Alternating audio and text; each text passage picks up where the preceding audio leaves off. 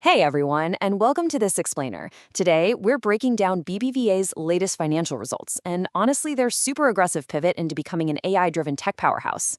Look, if you've been watching the banking sector lately, you know that just surviving in today's complex economic environment is a huge challenge. But BBVA, well, they aren't just surviving. They're actually doing something kind of wild. They are fundamentally transforming their entire business model. So let's dive right in and look at how a legacy bank is putting up staggering numbers while literally rewriting its own DNA for the future. Here is our roadmap for today. First, we'll look at the record-breaking quarter. Then, we'll explore their geographic crown jewels. Third, we're going to dive into how they are banking on artificial intelligence. And finally, we'll weigh the risks and the rewards. Let's get to it. All right, Section 1, the record-breaking quarter, or as I like to call it, drowning in cash. Let's look at the sheer scale of their recent success. Okay, so get this. Just in the second quarter of 2026 alone, BBVA raked in a record net attributable profit of just over 3 billion euros.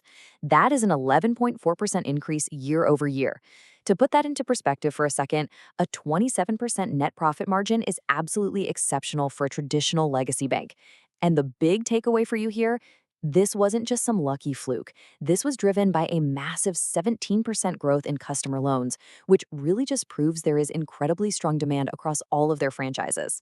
Because of all that, their return on tangible equity shot up to an elite 22.2% for the first half of the year. Now, why does this matter? Well, this metric is crucial because it tells us exactly how efficiently the bank is actually using its shareholders' equity to generate those profits. Hitting over 22%, that places BVA in a highly exclusive club among its European peers. It's just staggering, honestly. And the best part is, they aren't just hoarding all this money. They launched a brand new 2 billion euro share buyback program right after wrapping up a massive, nearly 4 billion euro one.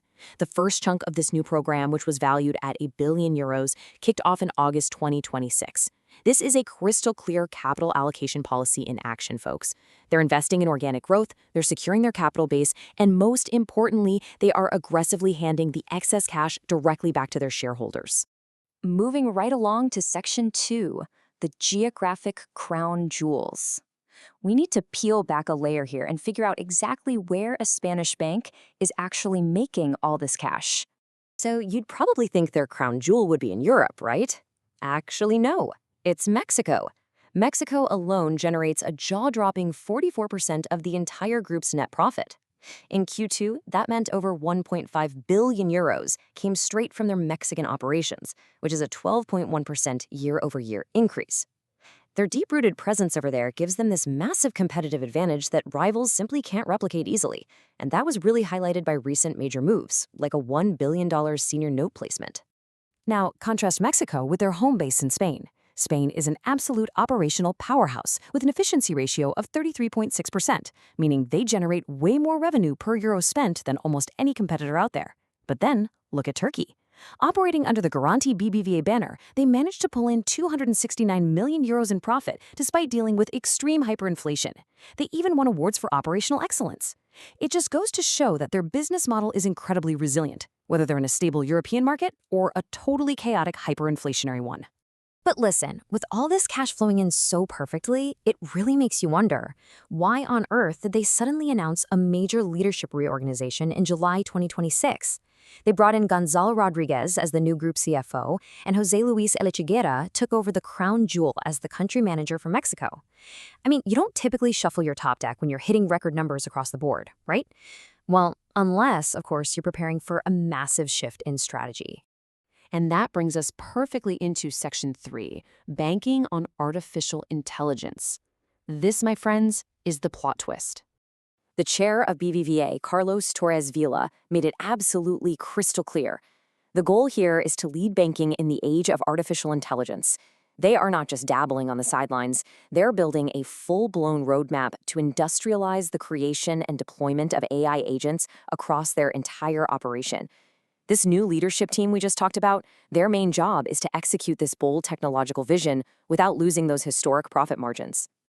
And I know, AI sounds like ultimate corporate buzzword bingo right now.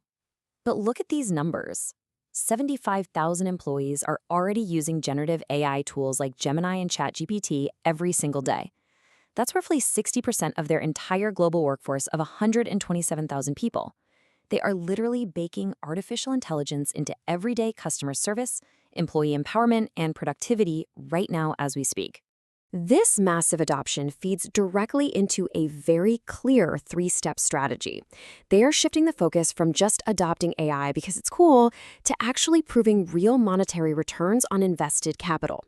With almost 60% of the S&P 500's expectations currently tied to AI, BBVA wants to be way ahead of the curve. They know the honeymoon phase of just saying, "We have AI," is over. The next phase, and what they are actively organizing for, is proving that this tech actually moves the needle on the balance sheet. Okay, so they have the cash, and they have the tech. But let's move to Section 4, the risks and rewards. It's time to bring this back down to earth for a quick reality check. Because it's not all sunshine and rainbows. The bank still faces some severe macroeconomic headwinds. They're super sensitive to global interest rates. And that hyperinflation in Turkey we mentioned, yeah, that won't normalize until at least 2029. Plus, because they have such a massive global footprint, they're uniquely exposed to rising bond yields and geopolitical tensions, especially in the Middle East. Even their own CFO admitted this could throw some new economic roadblocks at their Turkish operations. All of this creates a totally fascinating bull versus bear debate over on Wall Street. You've got UBS playing it safe with a neutral rating, definitely cautious about how fast the stock has risen lately. But then you've got firms like Goldman Sachs and Jefferies going all in with buy ratings, pointing straight at those incredible Q2 results and the sheer powerhouse that is their Mexican market. And for the bulls, it's really all about the massive wealth being generated. We are talking projections from Jefferies of up to 11 billion euros. Yes, billion with a B, in buybacks and dividends flowing back to investors by 2028. Firms like Morningstar point out that BBVA's earnings have historically been way more stable than most of their European peers, which justifies that premium valuation. Plus, with a current dividend yield of 3.71%, it's pretty hard to ignore that kind of steady income stream, especially when it's paired with the huge upside potential of their AI pivot. So what does this all mean for us? Well, as BBVA essentially bets the house on AI and aggressively showers shareholders with cash, we have to ask, is this the ultimate blueprint for the future of banking, or is it just a really risky tightrope walk over global economic volatility? They are absolutely pushing the limits of profitability and forcing an industry-wide reckoning on what a bank should even look like in the age of AI. It's an incredible transformation and one we're definitely going to keep a close eye on. Thanks so much for joining me for this explainer, and I'll catch you next time.